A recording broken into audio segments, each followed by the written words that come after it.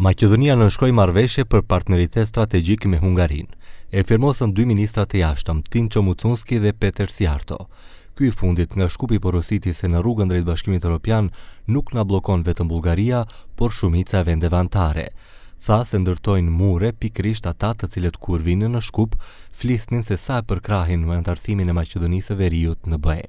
Вие не чекате заради тоа 20 години во ред заради тоа што бугарите се спротивставаа.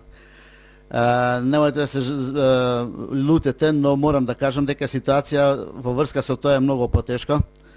Во овој момент во државите членки на Европска Унија се во малцинство оние што ги поддржуваат проширувањата во насока на Западен Балкан. Ministri Mucunski theksoi se Maqedonia është e qëndrueshme dhe se do të mbijetojë në rrugën e saj eurointegruese, por na duhet parashikueshmëri.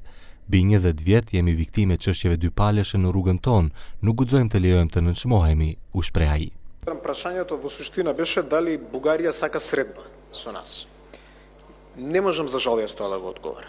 Тоа ќе треба да го поставите како прашање во Софија. Јас ќе можам да ви одговорам што ние правиме и што ние очекуваме.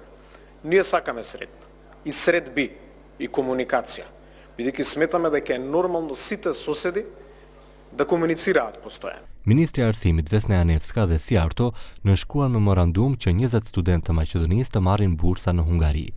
Takim me Sijarton mbajtë zëvendëskryeministri Aleksandar Nikolovski.